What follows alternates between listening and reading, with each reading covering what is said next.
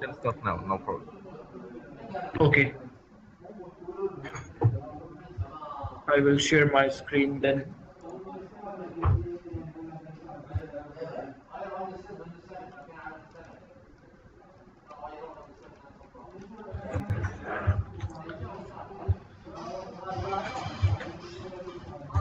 Okay, so can you guys see my screen right now? Yes. Yes. Okay, so this is the CloudForms environment that I have. So as I mentioned yesterday, we can have more than one CloudForms instance, and they can all work together. So in this case, actually, we have three instances, and we will be so two of them are dedicated for two tenants separately, and they have their own authentication mechanism. And this is the major CloudForm instance, which you can consider as for the cloud admin. What is these mechanisms? Okay, so Sorry, this is the what is the default. mechanisms of the authentication? So we can have multiple authentication. Like for this one, we have a simple built-in database.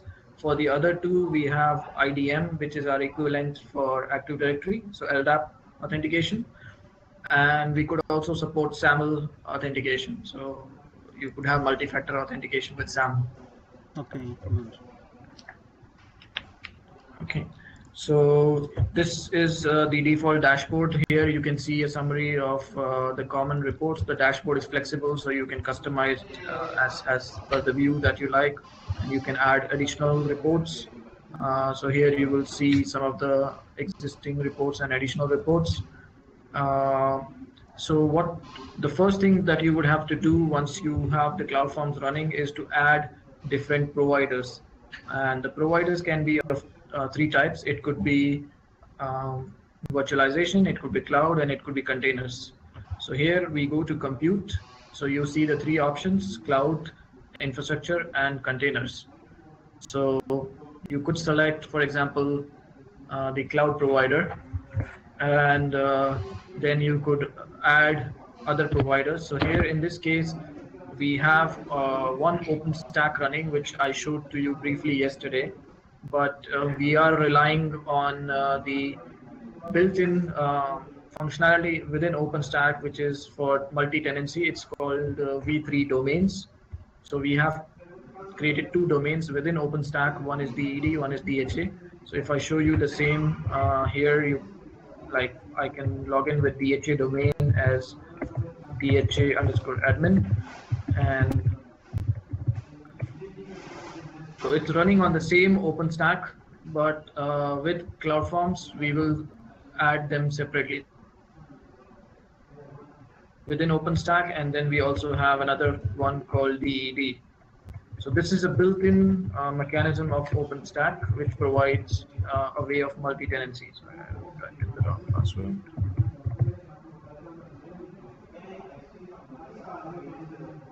Okay, so here we see different projects. So project is a concept of OpenStack where the user can define their own project and then create resources within that project. So in this case, with CloudForms, we have registered two different providers, although they are running on the same OpenStack. So if I want to add a new one, I will just go to configuration, add a new cloud provider, and over here I will choose what kind of provider I want: Amazon, Azure, or Google, or OpenStack. So if I choose OpenStack, I have an option of going with Keystone V2, which is the older version, which does not have the concept of the domain, or Keystone V3, which is the new version, which provides the multi-tenancy and the domain, and then you have to provide the domain ID and all. So this is what we have used for adding the cloud provider. Other providers also you can add, like virtualization and containers. In this case, let me just check. I don't believe we have any separate virtualization, just the OpenStack director listed. But under infrastructure, again, you will go to providers, and yeah, even Rev we had added, but it's not currently running. So you would again do the same thing, add a new infrastructure provider. So here you will get the options like Microsoft System Center or OpenStack Director, which is just for the undercloud as we were discussing yesterday, and then Red Hat Virtualization or vCenter. So if you want to, you can do certain actions like recheck the authentication status of the provider to refresh, and also you can do rediscovery of the relationship and the power state of the provider. So here, for example, now OpenStack Director is available, but Rev, I think because the VMs are shut down, so you will probably not see the Rev provider upcoming. How is this integration done?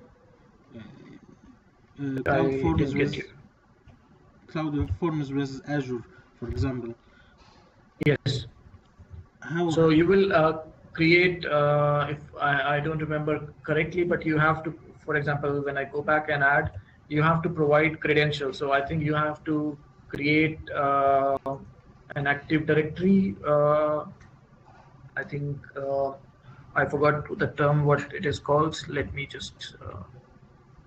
So you have to create an Active Directory user within your Azure environment, and you have to provide the credentials from there.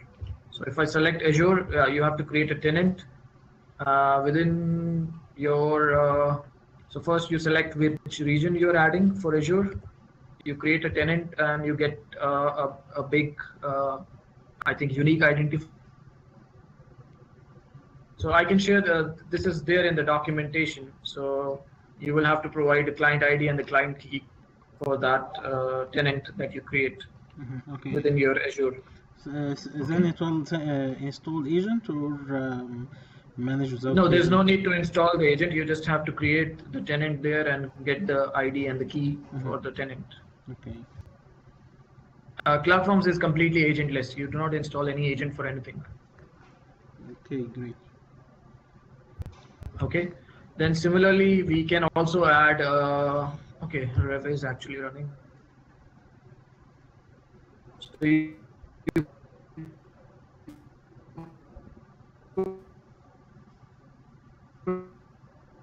could also add container provider like OpenShift. Could get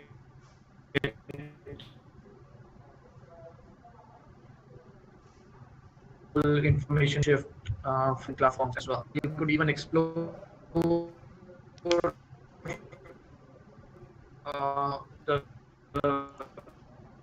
provider back to look at how many tenants are there, how many security groups, all the summaries there. Also have a look at the topology of your stack or VMware or any such environment. So this is the OpenStack high-level view of this environment. Currently, we do not have any virtual machines, so you do not see really anything here. But once we start some of the workloads, then I will come back to this and show it to you again. Okay. So yesterday we did a placement of the workload. So OpenStack has a concept of availability. You could have multiple availability zones, which could be your different racks or different data centers also, for example, and then you would have workloads placed across these zones, just like it is there in concept of the AZ. Okay. So currently we see one tenant which is there, and this is the default admin tenant. We will be creating further more tenants, which we call as projects here. So then you also have, besides the dashboard, you have reporting and chargeback capabilities. So you can go and have a look at the reports or generate new reports. And you could also create widgets for your dashboard and map. So I'll not go into the details of this function right now. First, let me show you the other CloudForms appliances. Before that, I'll just show you the authentication mechanism. So we go to administration and configuration. And by default, we are using the default built-in for this.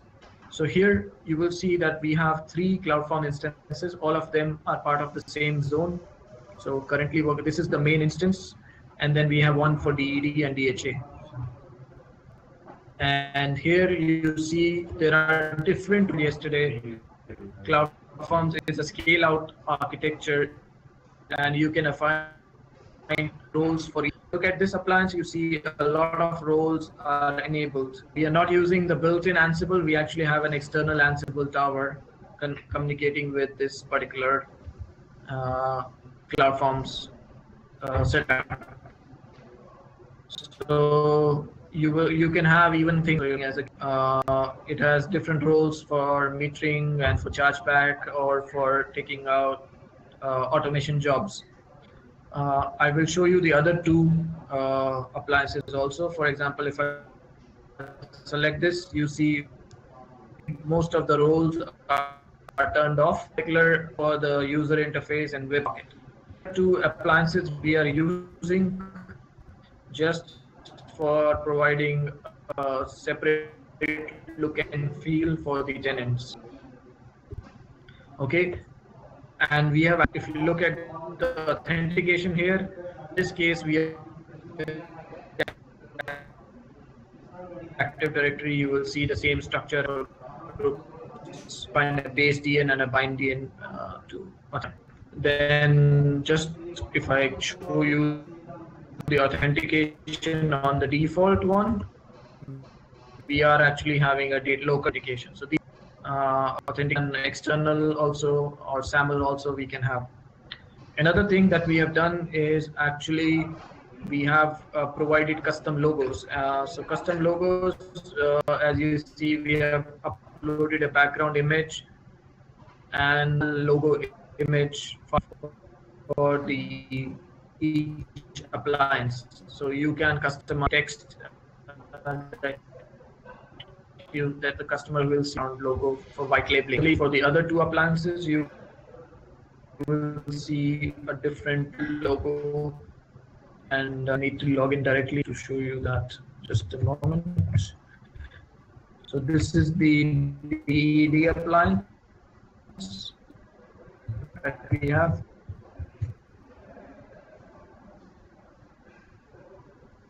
So again, I will go here under configuration and under custom logos, you see the background logo that we have provided.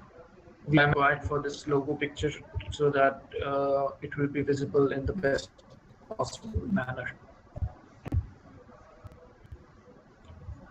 So these are the three appliances that, and we have registered our OpenStack environment as I showed to you. Currently, what we built on top of this is a catalog for the users. So we have created like within the IDM, let me just log out from this DED appliance. We have created three self-service users. One is DED SS user 1, and one is a sort of tenant administrator. Approval workflow in place where whatever this particular self-service user will request for an tenant administrator, and once the tenant administrator approves it, then the DevOps will kick in and create those resources for the user. So let me log into this user.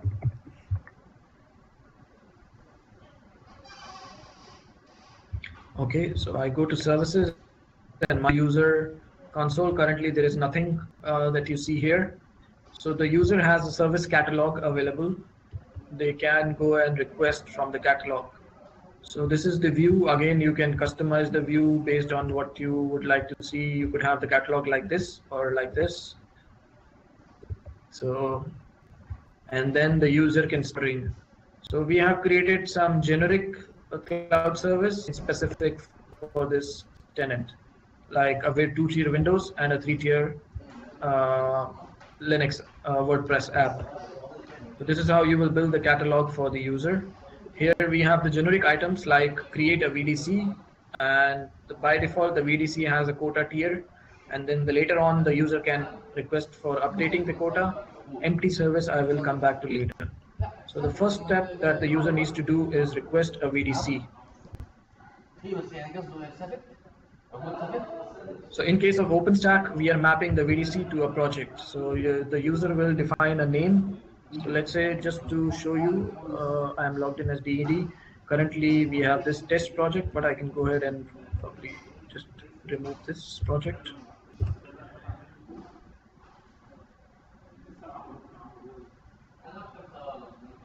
Provide a name, let's say, I will select the quota. So we have given a description to the user. What does that each quota tier mean? Like silver is giving them 5 vCPU, 128 GB RAM, and 10 instances and 10 volumes, etc. So we will go ahead and request this VDC. So now what is the status is pending. So this request is pending for approval. So what I will do is create a new private tab, because I will need the same browser, and log in as the tenant admin user. So the tenant admin user is, let's say, DE in this case, and the tenant admin has his own dashboard. And so if you see that there are much more options available on the left hand side for the tenant admin than they are for the tenant user, self-service user. Vishal, there Okay. is a sort of delay. Till now, for me, I can't see the dashboard. And there is Okay, let me a stop sharing and yes, share again. and there is a breakdown in your voice. Okay, you're still seeing the dialog box. That was the request for the. Do you see the dashboard now? Yes. Okay, let me do one thing, log in so that I can see what you are seeing.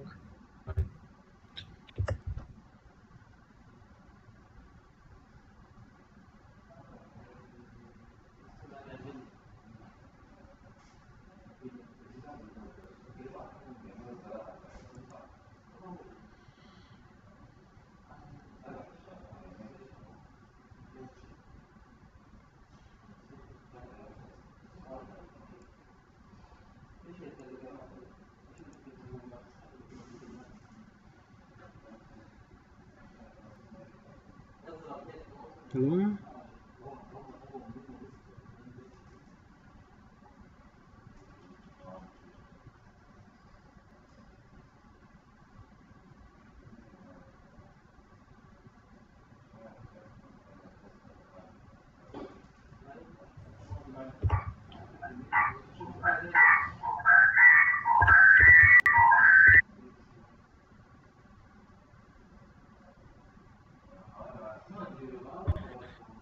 Okay, so I will now. Can you see my screen? Yes. Okay, so here the request is pending for approval.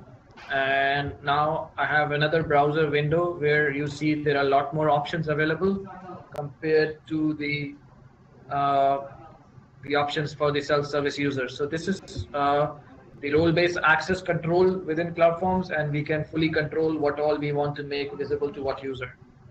Okay, and whether we want to provide read-only access or edit access or full access. So in this case, I will go as tenant admin and I will go to requests. And this is the request I will request, choose to approve or deny this request. I choose to approve, and I can provide a justification and then submit. So as soon as I submit, it has been approved. Both the users will get a notification that this request has been submitted for approval and has been approved. And if I refresh this page, you will see that the request is now approved and it is under process. So currently it is processing. So if I refresh it, you will see that the status is changing. Okay, and then as a user, I will see one service coming here. And if I go to OpenStack, I will see a project getting created here. very soon. So what is happening in the backend? We are using actually Ansible for this. So I will log into Ansible and also show you what is happening at the backend. So we have done the automation using Ansible. You see this particular OSP create project is going on. So let me go to jobs and look at the status of this job. So here you see there are different tasks which are happening, and these tasks are actually creating a subnet. So the concept of the VDC is that, as we mentioned yesterday, that by default OpenStack gives a blank canvas to the user. So what we are doing is we are creating a project with predefined networks, like an internal network, an external network, and a router and a key pair and some default security groups, like the ports. For example, here you can see port 80, port 443, and 22, which we are enabling and for the user, so that these are the common ports that the user may require. So this is the VDC that we are creating for the user, and later on the user can start adding services within this VDC. So this job is still running. It will take, I think, a couple of more minutes, and then you will see that this job will finish and the user will be able to start adding the resources onto the this VDC that they have created.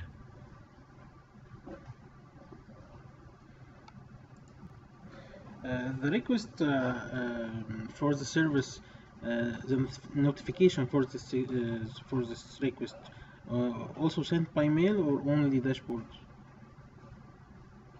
We can send it, but in this case, we do not have a separate SMTP configured, so we don't get it. But otherwise, you will get this notification. Okay.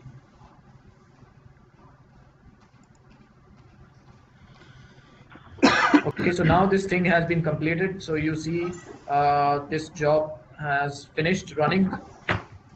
So we actually passed in some parameters. So here you will see the name that I passed is, and the quota tier that I passed, we are passing that as variable to the user. We are also assigning a jump server, so that for this particular setup. So now if I go back to my OpenStack and refresh my screen, you will see that the project has been created on OpenStack, and it's actually showing the owner, which is the CloudForms owner. This is something we are adding for our information and for the way we have designed this environment. Now if I go back and to the user sees that the service, actually they will get a notification that this service has finished very shortly. So it shows that VDC has been provisioned. And now what I can go ahead and do is, actually this is also showing you a summary of the total service. I'll now I go back and now I need to start adding resources to my VDC. So again, I go back to my service catalog, and what I will do is request some workloads to be added to this catalog. So I have a two-tier Windows app, which is actually deploying two Windows instances, one for IIS, one for SQL Server, and also deploying an application on top of it, which is connecting it is a .NET application connecting to the SQL Server database. So I will order this particular two-tier service.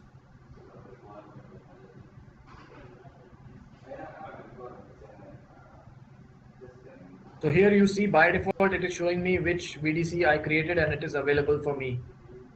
So if I log out as this user right now and logging in as the other user belonging to the same tenant, I will not see this VDC being available to me. So here you see I have no services, and if I even go to the catalog and try to I will be able to see any VDC.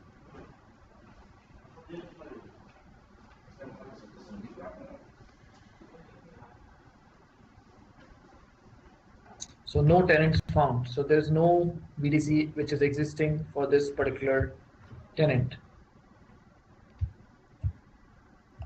So what I will do is again log out and log in as the self-service user one.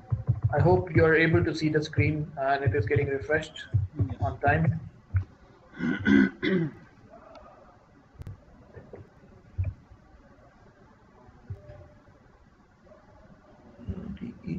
Yes. DEDS.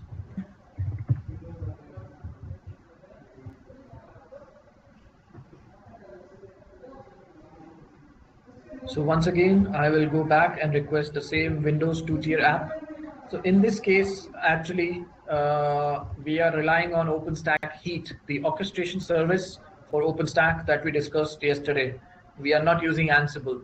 If we want, we could use Ansible, but just to show you multiple aspects of this uh, flexibility that we have in terms of automating and orchestrating different workloads, we are using Heat for this, not Ansible. So what will happen again, the user can select how they want to place the workloads. Again, this catalog or this dialog option is very flexible. It's up to us what we are selecting. So for Windows workloads, I need the large instance.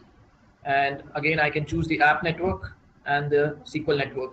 So it will show me the available networks by default. These are the default names that we have given while creating the project. Again, we could customize them if required.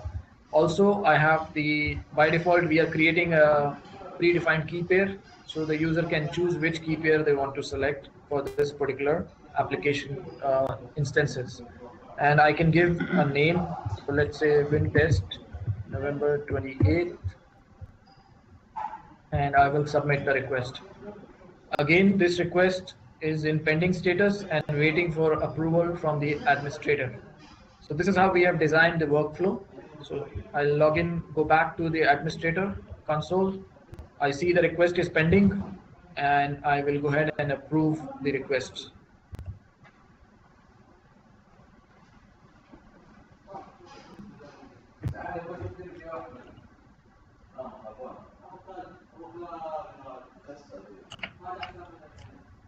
So this is the request I will approve.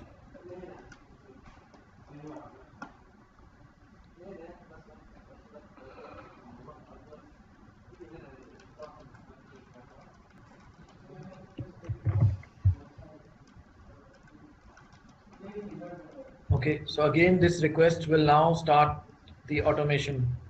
Uh, so what we will see now, if I go back, the currently, I think this will already show up. If we go to orchestration stacks, getting create the previous one from 3 days ago, or actually 1 day ago. So now we should see the other stack for Windows also showing up shortly here. So let's have a look at the status of the job. It should show as, okay, now it is creating pre-stage stack. So let's refresh this page and we should see a Windows stack getting created.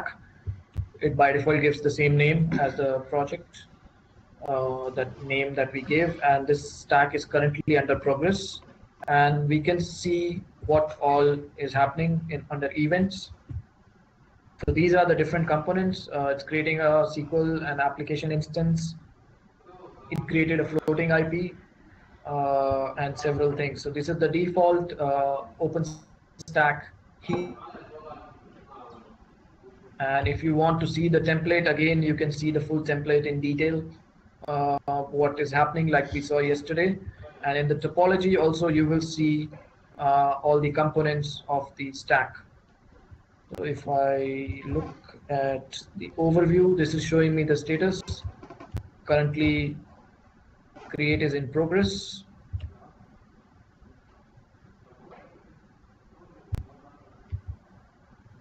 So let's give it a couple of minutes.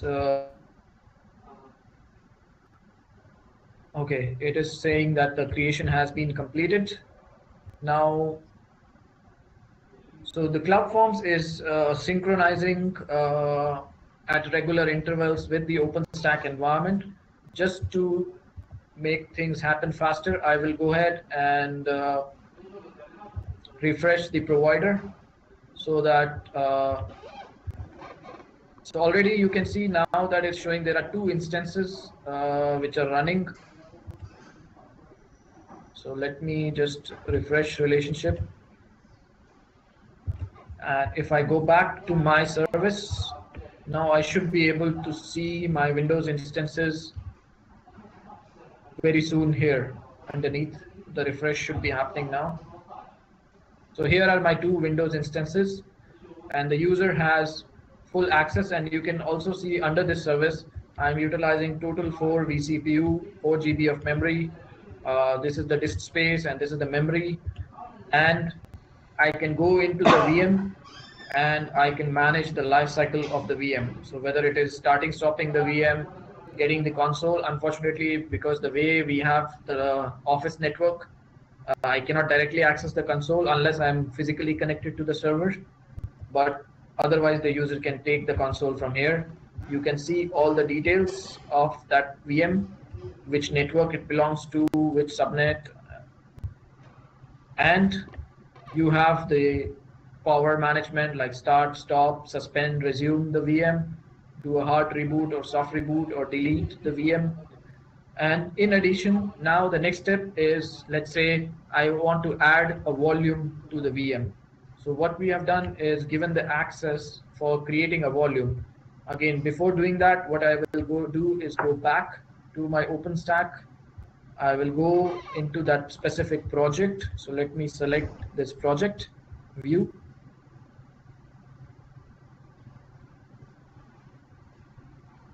And let me go into the project, and under volumes, currently there should be no existing volumes within this project. And I will now go ahead and start creating those volumes. So here, even in the OpenStack dashboard, you can see the utilization as per the quota, what is really happening. This is just for showing it to you. We will never be exposing this particular OpenStack console, the Horizon console, to the user, okay, because their interface is CloudForms. So as you can see here, currently there are no volumes. What I will go ahead a volume and map it to my instance. So let's see which instance actually I'm working on. Actually, this is the SQL instance. So right, I want to add my volume to my SQL instance. I hope the page is refreshing. In case it's not, please let me know. Okay.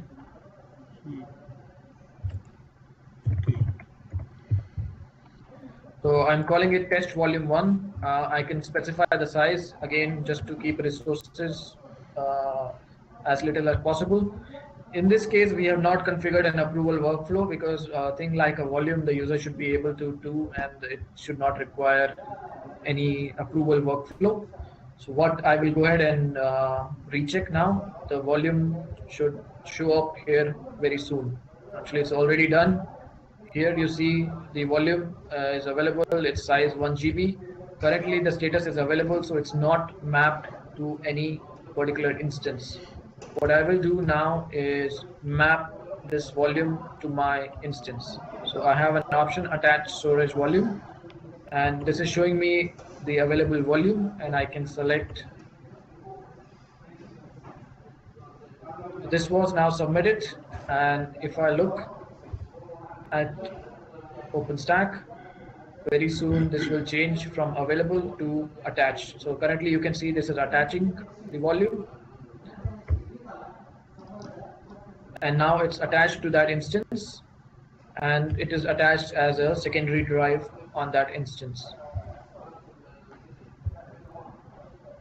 I can also go ahead and detach the volume from the instance. So again, I go to storage, detach the volume. So this is the volume attached to the storage, to this instance, and I can go ahead and detach the volume. So now this has been done. Again, if I go back to my OpenStack environment, this will very soon be become available again and unmapped from this particular instance. So now it is detaching, and very soon this will become available again.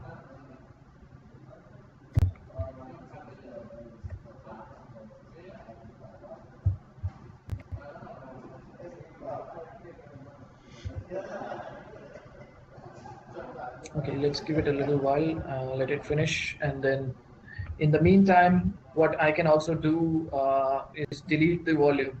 So these are the, okay, I keep on going back to this one, it's this one. So these are the normal volume or storage operations that the user can add a disk, remove a disk, map it to the instance, or remove it from the instance. Similarly, we could move a VM. I can attach an existing network or detach an existing network or move the VM between the networks. So if you remember, when I created the stack, I asked for my instance to be the SQL instance to be put in the database network. So this is how it's showing right now. Currently, it's in the database network. I can go ahead and move it to the web network. So again, before doing that, I will go back to the instance.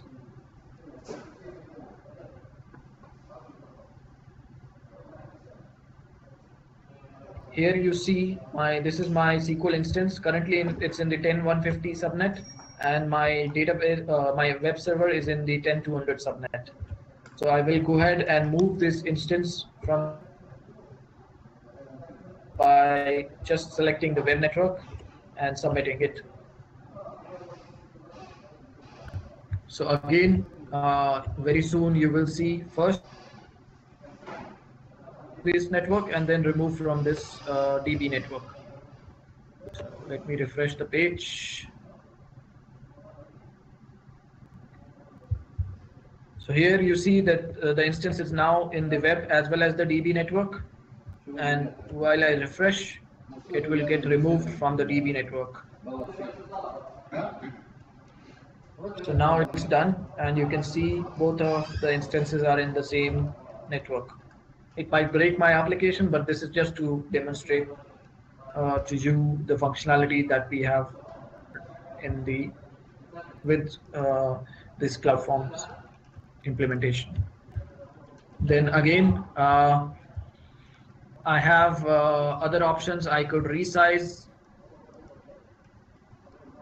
I do not have a bigger size than this one, so I will not go ahead and do that because Windows requires the size that I have currently, the biggest one. I can go ahead and shut down the VM or suspend the VM. These are the normal VM operations I have access to. So the next step, I will show you as a cloud admin what will happen, that the quota will get updated for this user.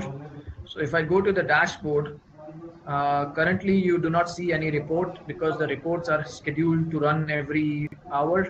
So the next one is scheduled in 30 minutes. So what I will do is just force a run of this particular report. I will go under reports. This is a dashboard widget. So under dashboard widget, I have reports, and I have this particular report which needs to run. Quota, I think this one.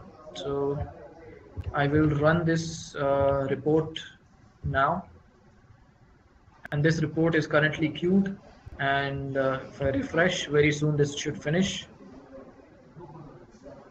Actually, let me run both because I forgot which one is which.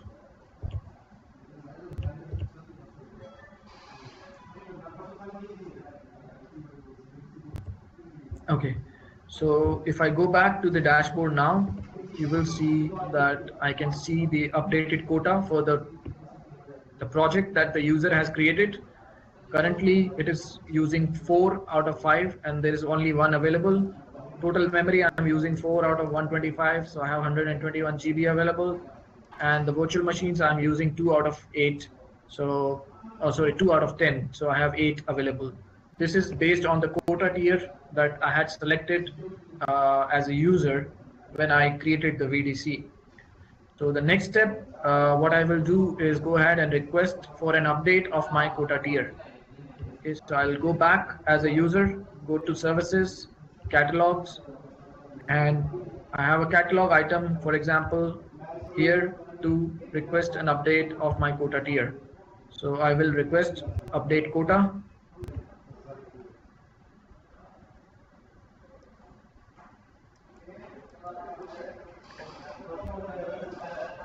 So I can choose for this particular VDC, I want to go to now gold tier. So gold tier will give me 20 vCPU, 256 GB RAM and 20 instances. So let's submit this request. Again, this is going for approval to the tenant admin. And if I go back as tenant admin, I will go to requests and approve this request.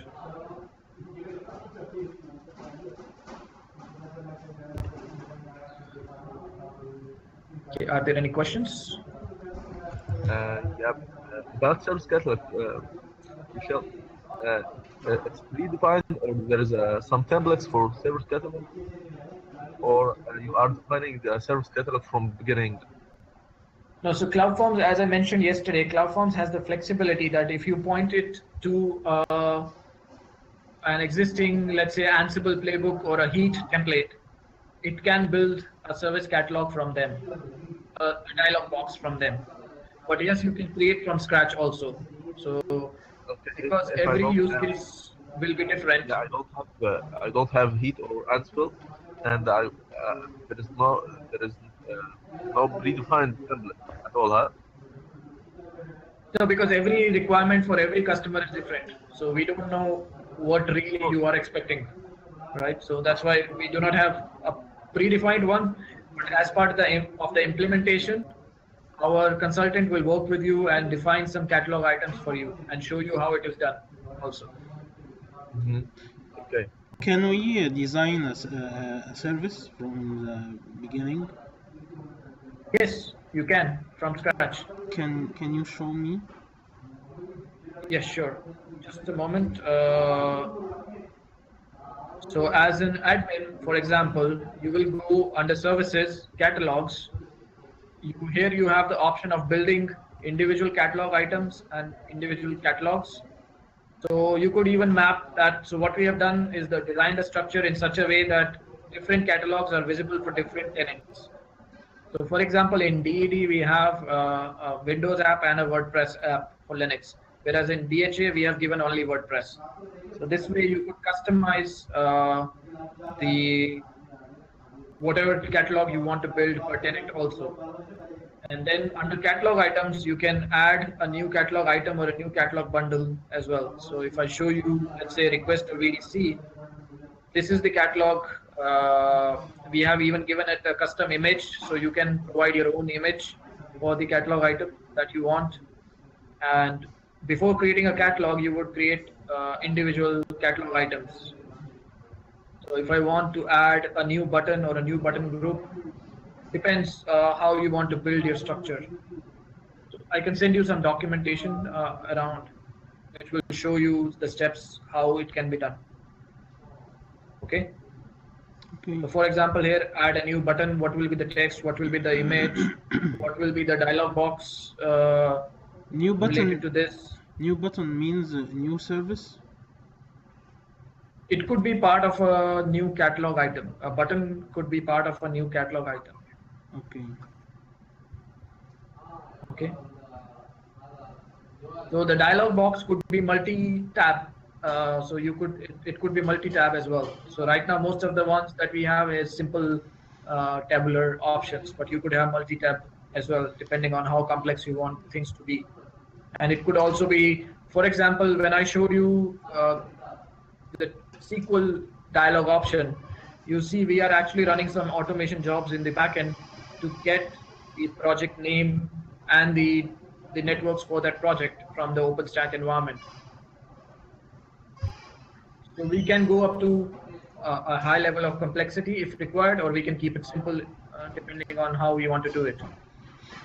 I want to I asked to know the flexibility to create something like Oracle database with its application server, both in Yeah, it's one very server. easy. So, for example, there is an Ansible playbook for Oracle database installation. You could just use that Ansible playbook. So, if I go to orchestration templates, you could actually build, for example, from these. There are some sample templates available, or what we have added. So, you could use something like that, or you could create something from scratch totally. It's very flexible, whatever you want to do. A single instance, a multi-tier application, whether with a SQL database and a web server or an application server, or maybe even an n-tier application, or it could be a complete platform instance or a SaaS application. Uh, all depends on how easy or how complex you want it to be. Okay. Okay. Okay. So going back to the demo. Sorry. Yes. These templates also it's available for or it's working with the already embedded Ansible with the CloudForms, or it's not available for this Ansible. No, it will work. The Ansible playbooks will work with both embedded and external Ansible. That's good. Okay, thank you. Vishal, for the reporting, Yes. is there a capabilities to customize a report based on my requirements? Yes, you can build your own reports. Yes. Okay. Okay. And for the sake of time, I will just continue with what I was showing you. So if I go back and now run the report again. So I will rerun this report to validate that my quota tier is reflecting as updated, just to show it to you. So I will regenerate this report.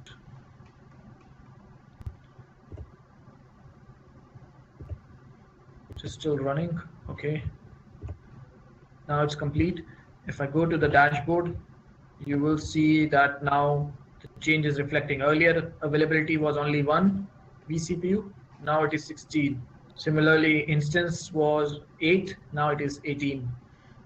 Okay. And by the way, you can also export this content. So if you want to go to full screen, you can actually see more detailed information, and you could then even save things as a PDF or an Excel file from the report itself. So if you want to share this report data to someone in the enterprise, you can just export the content and then send it to them as PDF or as Excel. For customized reports, can you show me how we can customize a report or make a sort of customization? So you will go to reports. You will have to create reports.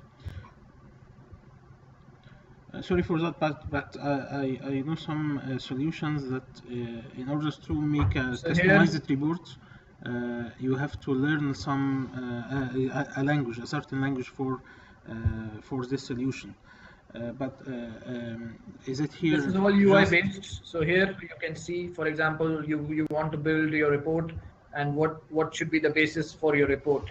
So these are the different, let's say, cloud tenants. So okay, you selected cloud tenants. These are all the available fields. You can select the fields from that tenant, let's say, based on the tags or based on something, and or disk size, that the first disk is less than 20 GB. So I want to build something like that. Okay, so you will give it a name and a title, then you will provide how to consolidate the report. If you select multiple columns, what formatting you want, okay, number or suffix, so based on what you selected. So you do not have to learn any language for this. Okay, very good. You can select different colors, different backgrounds, different filters, and apply logic here. So this is how you will build the report. And sorting options, sort criteria, what is the sort column 1, sort column 2, charts, what kind of charts you want to display, and what should be the timeline. So it's all part of Clicks. the base functionality of CloudForms. You do not have to learn any programming language for this. Very good. Okay. So these are the different categories of the reports, like configuration, like VM sprawl, relationship, tenants, trends, provisioning, etc. So once you start exploring, or once you start using the product, you will realize the power and the flexibility that this product is providing. And by the way, this is the user himself or herself. Again, we have given this role to the tenant admin, but not to the tenant user. So if I go back as tenant user, you do not see this option as the tenant user. There is no cloud intel or dashboard here. Okay, so this is fully controllable by role-based access control. I will show you that as well. If I go to the administrator, here we have the option of controlling what feature is available to what user. So this is under access control. Under roles, you will see different roles, and based on the role you can select here and you can drill down. So it is as easy as checking a box, like what access you want to give to them and what kind of access. Is it just read only, or just view only, or they can modify the dashboard. So based on this, we can control what all is accessible to which kind of user. So it has a very fine-grained role-based access control.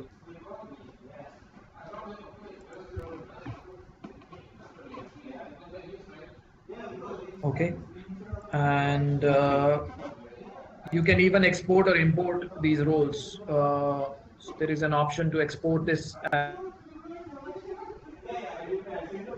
back into another appliance. That also helps. So to continue from where I left, so as this user, now I have requested a 2-tier app. I can similarly go in and request a 3-tier app, because I will show you some additional functionality which we have implemented for that Linux app. So I will go ahead and request this 3-tier app. Again, this is based on OpenStack Heat orchestration. Talking about Azure, and you are actually deploying something on Azure, you could rely on ARM templates. So here you see the dialog box is very, very different from what we had. I'm selecting my instance type based on every tier, and I'm selecting what operating system image this should be based on. And here I have only one network choice. I'm not giving choice for both. So let's say I want to put it in the web network, and this is where this is running dynamically, and based on my choice we are updating the available subnet and which key I want to use, and then I will provide a name, let's say, to the stack. Let me submit this request. So while this request is now pending, so before I approve this request, I will do one thing. I will go back to my services, and just to save resources, I will actually go ahead and retire this service. So the user can himself or herself just choose lifecycle and retire this service. By the way, there is also an option within CloudForms that you could enforce a retirement date. Investing some resources for development for a month, so you could have automatic retirement of the service after a month, so that in case the user forgets to remove the VMs, it's not lying idle and wasting your resources. Vishal, I have a question. Yes. The controls from CloudForms. So if I created a workload or VM from CloudForm, then I delete it from the Rev. or any other hypervisor solution I use. CloudForm will detect this change. Yes, as we discussed yesterday, that CloudForm does a continuous discovery. So if you go back and delete something from VMware at the backend, CloudForms will detect but it will VMs here from that service. Sorry. So it will remove, yes, it will update. Okay. So as you saw earlier, when I initially created the service, it was not showing these two VMs. When I refreshed the state, it started showing these VMs, right? So if I go back and remove something, CloudForms will pick up as soon as it does a scheduled refresh. Okay. Another question: what if the workload is created based on certain packages like light or silver or gold? Each package has certain specs. If I created it with 1 giga RAM and 2 CPUs, and from the hypervisor itself, I changed it to double Yeah, the that will server. also be reflected and it will be counted in your quota as well. Okay, what is the impact on the So charge I will rate? show you an example now. Yes, Okay. so I'll show you an example now. What we will do is we will have scaling, on-demand scaling, and we have, because it is OpenStack, we have also have automatic scaling based on the workload, how we assign the workload on the instances. So before that, let me just go ahead and finish the approval process for uh, the 3-tier app for Linux that we requested. So service requests, and this one is still pending. So I will go ahead and approve this request.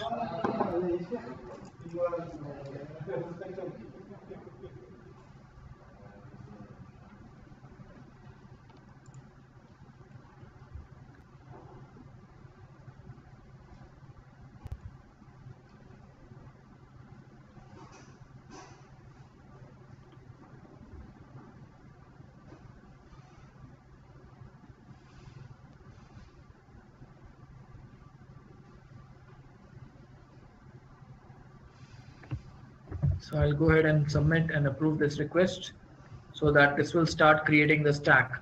In the meantime, if I go back to so this one was showing that this service has retired. So if I refresh, you will see that Windows service is gone from here.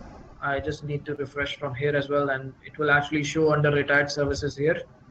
So now this service is retired, and if I go to compute cloud instances, you will see that the instances will show as archived rather than as available. So now the status of the instance is A, which is archived. Earlier we had the power sign here, green or red. I can actually go ahead and remove these items from my dashboard.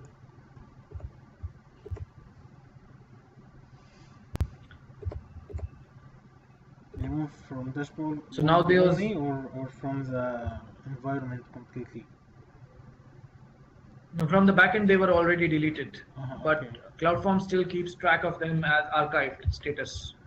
Archived, so it is not. He didn't take this is deleted. It is archived only.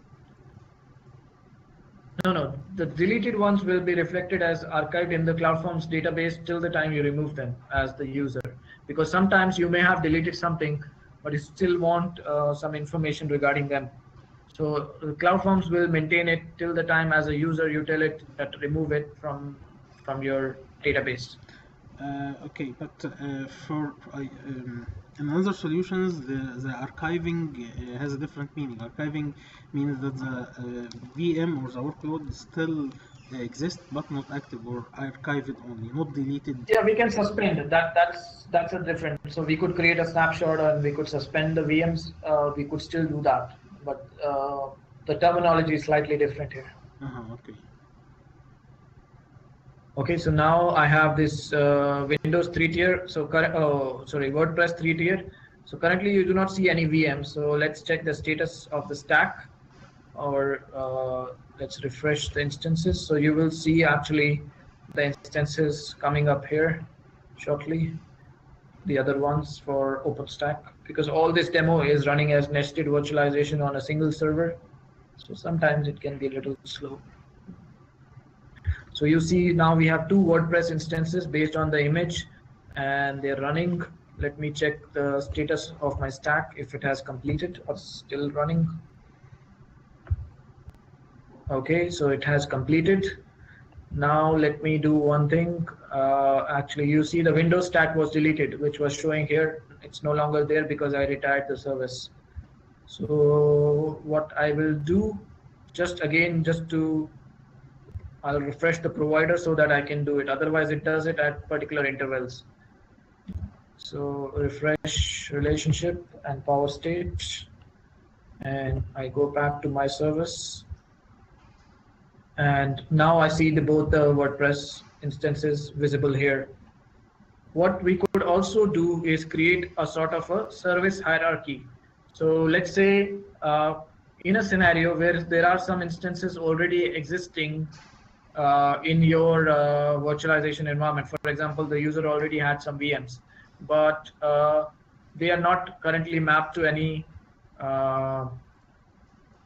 CloudForms services. So what we did was add an option to create an empty service. Sorry, this is not it. So we first have to go to the cloud catalog. What I want to do is order an empty service. I will give it my name. Let's say call it my 3-tier app, and give it a justification that this is the WordPress app for user X, let's say. Again, I'll submit, and this will require an approval. So as admin, I will approve this request quickly.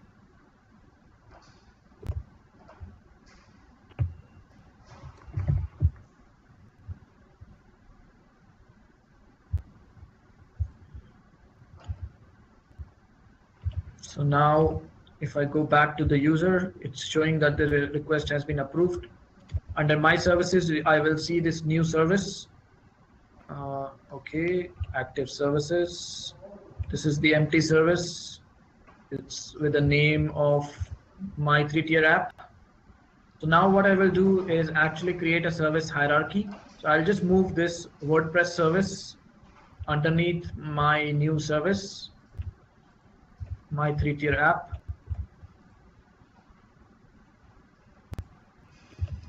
And I need to refresh the page from here just to reflect it properly here. So you see my 3-tier app, and the WordPress is now showing under my 3-tier app. So this way, if they have existing VMs and they want to map it, they can do that.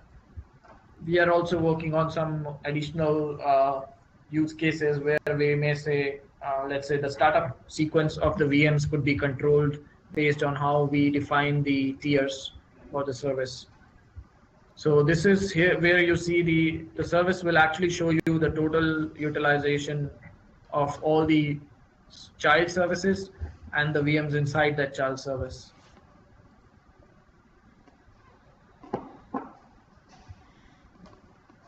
Now let's do an interesting thing, which is to scale this service. So again, now I select my WordPress service. I want to, on demand, I want to start 2 more web servers. So this is something which we have configured. So now this request has been submitted, and if we go back to our OpenStack instances, you will see, okay, timed out.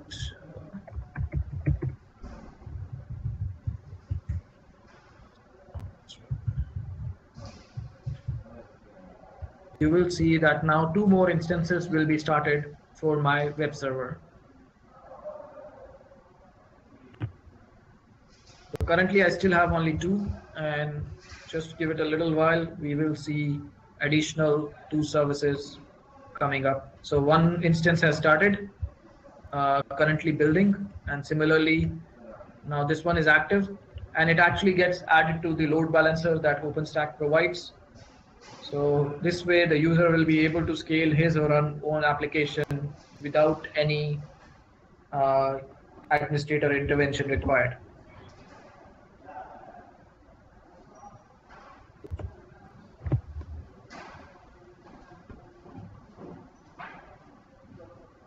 So very shortly another instance will also show up here.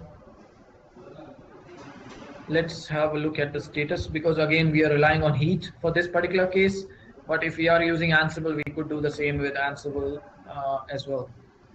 If I look at the events, it will show me the second instance also. So this one is just running now, 0 minutes, and this is showing the entire topology of the stack. So sorry, not volumes, instances. Auto-scaling is also available based on the utilization. We can configure with CloudForms. Yes, CloudForms can monitor the utilization and it can configure auto-scaling. Okay. On VMware, for example, if you want.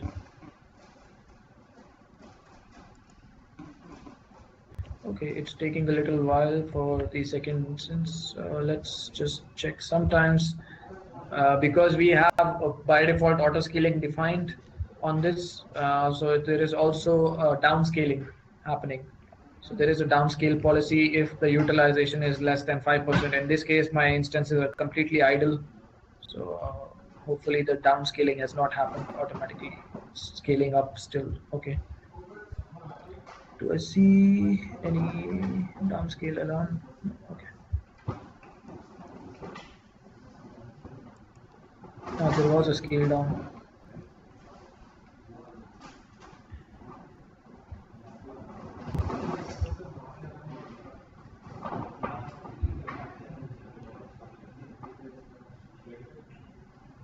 Okay, now we have the fourth instance also showing.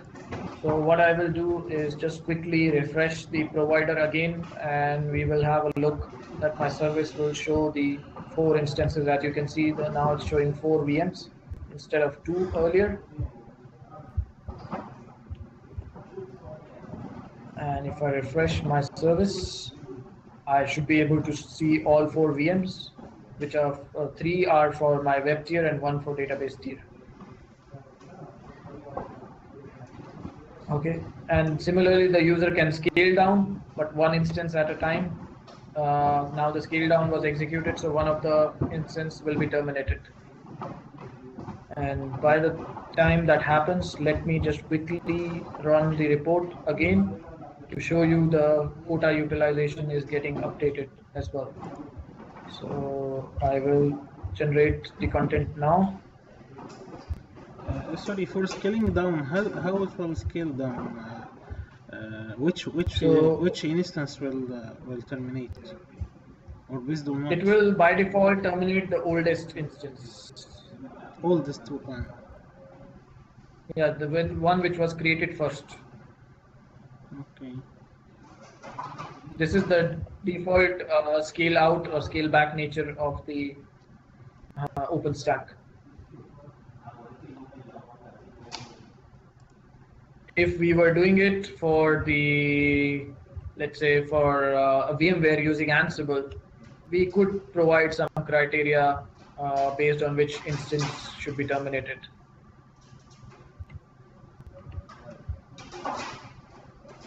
Okay, so let's see the report again.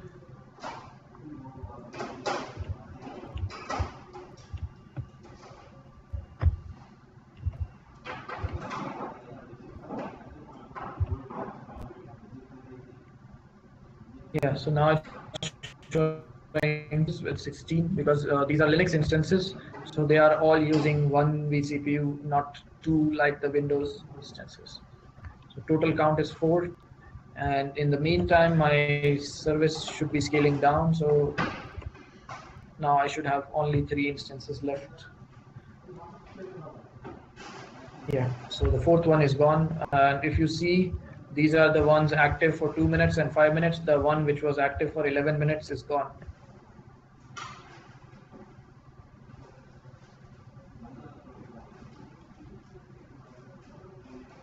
Okay. Okay. So this is pretty much the demo that I wanted to showcase to you. So these are the cloud capabilities. We are covering multi-tenancy, self-service, multi-tier orchestration, and also role-based access control, reporting, chargeback. You could even define your own chargeback plans from within CloudForms. Yeah, And can we take a look with the charging back? yes, again, so you will go on the clouds, Okay. Intel as admin, you will A very define a chargeback plan, yeah. and you will, for example, this is one that is defined by my colleague, and you will see. So if you want to edit the chargeback, you can define based on hourly, daily, weekly, or monthly usage. You can have a Uh-huh. fixed amount and a variable amount. Mm-hmm. So let's say you have, again, as we discussed, two clusters. One is with your latest Intel processors and the SSD drives. So you may want to allocate a fixed charge, extra fixed charge Mm-hmm. uh, on those besides the normal usage charge. So you could define a fixed compute cost, and this should be calculated hourly or monthly or daily. And similarly, you could have disk IO charges, memory charges, network IO charges. And for containers, you could have, so depending on what component you are charging, and you could map that chargeback to the uh, tenant. So in this example, we have one chargeback for DED and one for DHA, for example, and you could have different rates per tenant. Okay, that's thank you. And you could export this again as CSV and just point it to your billing system, and your billing system can get the CSV file and charge the users based on that. And So these the bills are available for the users, the end users, or not? this is not a billing engine, this is a chargeback engine. So I your know that. billing Yeah, system will generate the bill based on the chargeback report. yeah, but the user don't know how much he is using. Uh, Not by default. We will have to find a way of configuring it to show it to them. Let's say in some report, we could create a custom report which will be visible to the user, and they can see their own chargeback report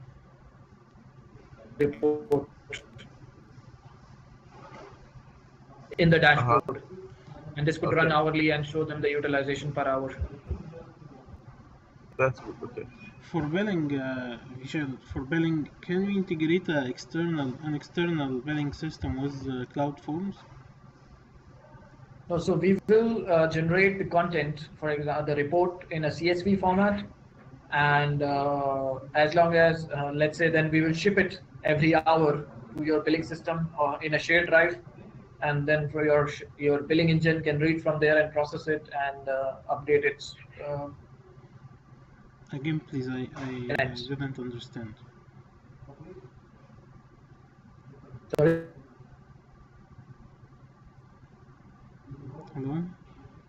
Could you please repeat your last statement? I didn't get it. Sorry. If I have a billing system already running, Yes. can I integrate it with Yes. CloudForms?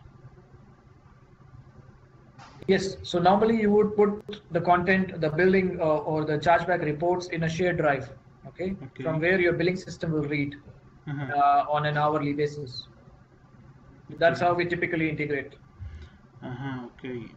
So what CloudForms will do is generate that report and ship it to that particular location, shared location, from where your billing engine will pick it up, process it, and update its billing reports. Okay. Okay. Okay. This is the only way. What other way do you expect, for example? Like OpenStack or CloudForm send some metrics to the spelling system, and the billing system can determine the payment or Yeah, so we can send the utilization data in SNMP format if you want, for example. And if you have an external tool which is defining the chargeback plan, you could, so that will be just exporting the metrics, the utilization metrics, right? Yes. Then we are not calculating the chargeback. Mhm. So yes, we can do that. Okay.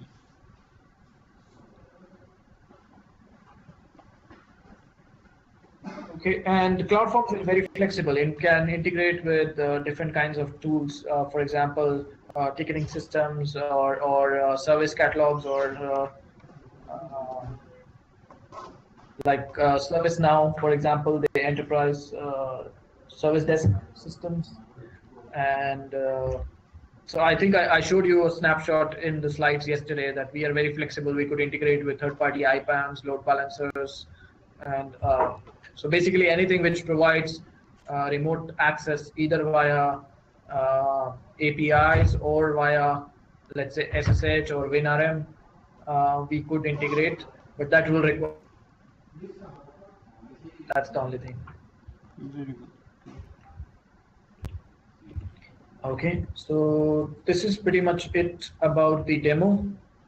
And if you have anything else that you would like to ask, I could answer your queries.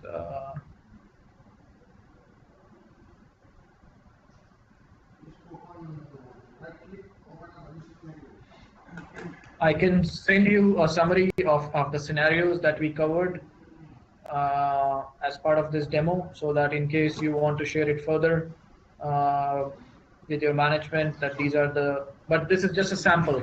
CloudForms can do a lot more, but this is just a sample that we have built to showcase to our uh, customers that what really we can do with CloudForms. I had a question. I asked you a question before about the size of the workload. If I created through a cloud form, created a VM with a certain specs, uh, Yes.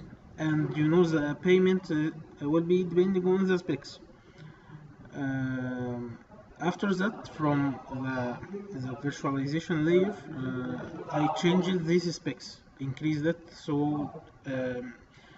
from the CloudForms perspective, it will change the flavor or the package, the silver or gold, change it anyway. Um, CloudForms will detect the change and can change the chargeback or payment depending on the new status. Yes, but it will depend on how frequently you're expecting. So by default, these reports kind of run at every hour. So every hour it will generate a new report, right? And show the chargeback information accordingly. So normally, even for example, Amazon now they have gone to per second billing, but earlier it was per hour billing, right? So whatever flavor you had, they will charge you for 1 hour at least of that usage. Okay, so it So will this is, not detect. So CloudForm will not detect the changes it will detect, but instantly. the chargeback will be calculated per hour. So Uh-huh. it will it will detect the change, but the calculation will happen when the report runs. We are moving towards a more dynamic model in the next releases of CloudForms, so it could be more flexible going forward. But currently, it has to be at some frequency, and what frequency you can decide the frequency, but then it will require that many resources Yes. from the appliance to actually calculate that information at a lower frequency. So, for example, Okay. so but any cloud provider, you have to decide a metric, right? Uh-huh. Typically, the metric is an hour at least for most cloud providers. Even Amazon, after 10 years of running it on an hourly basis, now they move to a per second kind of billing. Yes, my concern is just detecting, changing It will be detected. changing from the lower layer will be detected from the upper layer or not, because It will be there is other detected. solution don't detect this change. As I said, CloudForms does a continuous discovery. So it will detect, like it is showing you when the new instances are added to the service. So it is detecting that there are new instances now. It can also detect the change in the resources of the instance. And if you make that change directly through CloudForms, it will anyhow have that information. If you make it at the back end, then also it will still capture it, but maybe in a little while when the refresh happens. Okay. So ideally, you're not giving access to the backend to any user, right? The user interface is CloudForms. So as soon as you are resizing anything through CloudForms, CloudForms already knows, because we are also making a quota check while making a change, that you're not exceeding your quota trying to make that change, right? Yes.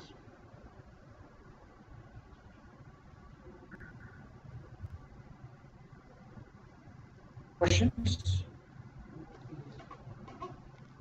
For CloudForms, I don't have any more questions. Okay. Then thank you so much, guys, for your You promised us what I wanted to yesterday to you will show us a demo for Ansible. So Ansible is already Ansible part of language. this. Yes, so I can show you a sample playbook, but that's not a big deal. So for example, Ansible, this is the Ansible tower here. And you will see, for example, this template, which is actually the playbook that we are running at the backend. So within the tower, we have a concept of a project. So first we define a project. For example, in this case, we defined a project for OpenStack, and it could be a manual or it could be a Git based. So in this case, we store all our playbooks in the Git over our playbooks as well, and we could synchronize. So there are different kinds of SCM available, like it could be subversion, it could be, so you could store it in different kinds of repositories, your playbooks, and whether you want CloudForms to update it every time or once in a while when you manually do it, and which branch from the Git repo you want to use. So this is how you will create your project and specify from where you are getting your playbooks. Then it runs it against an inventory. So in case of CloudForms, we are making it a dynamic inventory, because every time we are running it against new instances, for example. So you can define a group of hosts, again physically, or you could have a dynamic inventory happening. Ideally, we would like to have it dynamic, because as new VMs are getting created, whether it's on VMware or on OpenStack, we will be making the configuration changes or deploying the application on those instances. So we have projects, we have inventories, and then we have templates. So template will define, for example, when we were creating a VDC, we are actually running this particular template, OSP create project. And this project, we can provide a description, what kind of job. So you could actually run the job or just simulate a job. So rather than running, it will just check what will happen. You will select what inventory you are running it against. It is part of which project and what playbook you're running. So let me show you this playbook from within the Ansible machine. Okay, I'll have to check how to log into this, but Ansible. So here we are passing some variables to the project also. These are the default, and then any extra variables will actually come in while we are calling the template. As I showed you, the silver tier and the name of the project that we are creating. Actually, let me find some Ansible examples online just to simplify. So this is the Ansible example repo. Here we have a LAMP stack example. We have a Windows example. So if I show you, for example, a Windows example, this is for installing or enabling IIS. Let's have a look at the playbook. So here you specify a name of the task, you specify the inventory on which all hosts you want. So all means every host. You could define group of hosts like web servers, like app servers or DB servers also. So those things you will create inside your default variable file. So if I go under, no, not this file. Okay, I should have it maybe before this under Ansible examples. So you can define a structure of your Ansible repo. So like you could divide it by projects, and within the project you could have different folders. So in this case, we are not expecting any variables extra. So let's say creating a Windows user. So very simple, a name for the task, on which host we want to run, what is the exact task here, add a user. Win user is the module that we are using. What is the username, what is the password, and state present or absent. So state is something which is that this module is expecting. So if I make the state absent, it will remove this user if the user exists. Similarly, if I make the state present, it will create a user if the user does not exist. And if the user exists, it will not take any action. So let me show you this specific module directly from Ansible documentation. I think it is similar to Puppet, but more simple. Sorry? It is similar to Puppet, but more simple. Yeah, much more simpler, and it is agentless. Puppet requires an agent to exist on all the machines that you're managing from it. Okay, so we were using the Win user module, right? So this is the Win user module in the documentation.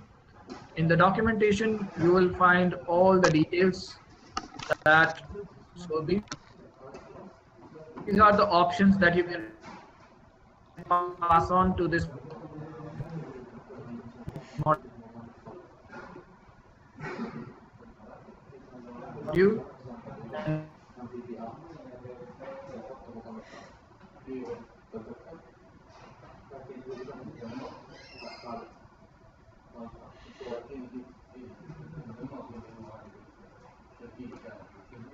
Hello?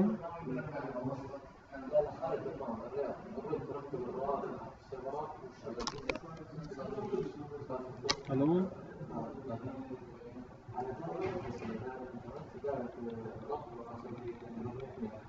Hello?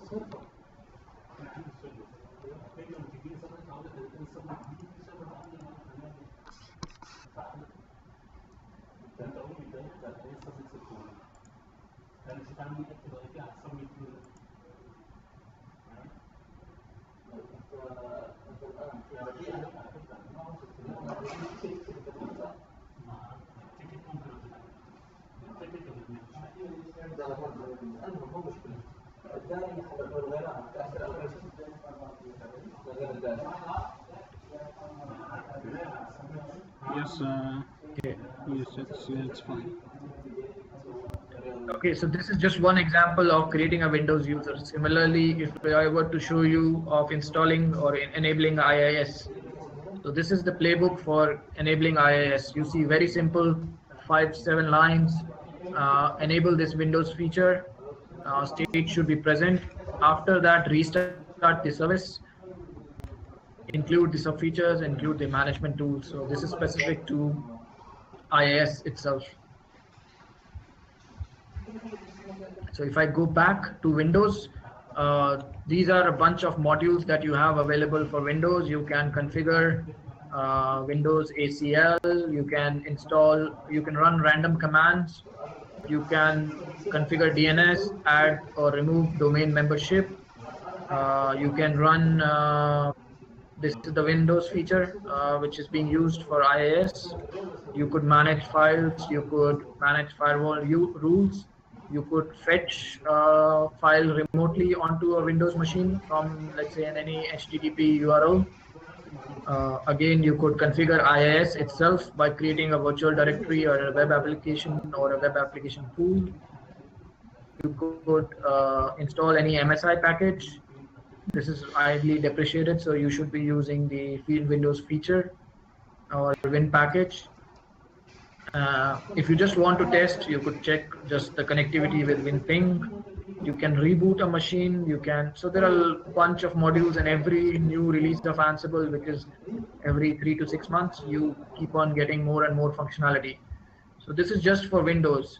If I look at different categories, we have for clouds, we have for network. So again, if I go under network, you will find all kinds of devices. For example, a bunch for Cisco ACI.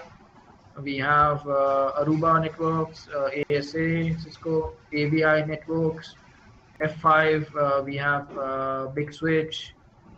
A lot of options, and similarly, you will find all these modules. So if we'll have a look at F5. So many modules available for F5 configuration. Similarly, FortiGate. Then we have similarly Juniper firewall or Juniper devices, and NetScaler load balancer. So Nokia, Nuage, SDN, Cisco. This is Nexus operating system. So if you go to database category, for example, you will find modules for MySQL, for MongoDB, for even now one for MS SQL. Then there is for Postgres. But these are from us. Then there is a Ansible Galaxy. In the Ansible Galaxy, you will find a lot of things done by third-party users. So for example, if I look for the Oracle database, you will be able to find something for Oracle database here. Under, so let's say browse roles, and you will be able to search for, let's say, Oracle. So here you will find like for Oracle Enterprise Edition 11G. So one of the users has created everything for automatic installation of Oracle 11G, and these are the different variables that they're expecting. And where do you provide your installation files? So similarly, you will find a lot of stuff available from the community as well. So you can rely on, as you see, there are like 17 pages. And this is like GitHub, how many users are actually using it, how many have downloaded it, how many have given a star rating.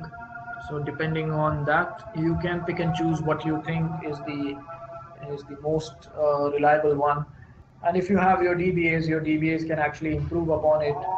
For example, for doing an automated Oracle standalone or Oracle RAC implementation. Again, you will see different categories for system, for web, for monitoring, networking, database.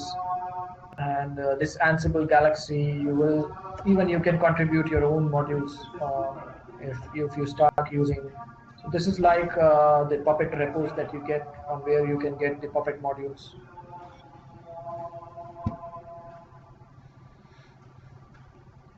Does that helps? Yes. Yeah, it's really good. Yeah. Yes. And if you start playing with Ansible, you will find it is much more easier than Puppet, actually, because it's agentless and it is human readable. So you're not writing any particular programming language. You're just writing YAML files. It depends on SNMP or SSH. No, so for Linux SSH, for Windows it uses the WinRM protocol. Which protocol for Windows? WinRM, Windows Remote Management Protocol. Okay.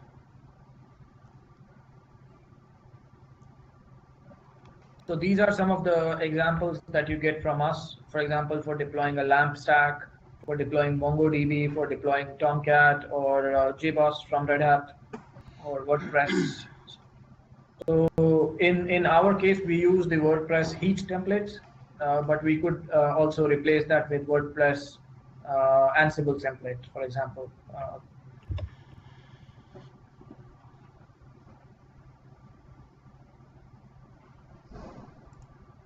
Okay, any specific questions around Ansible? No, that's good for me. Okay, so anything else that you would like to ask? We still have 5 minutes.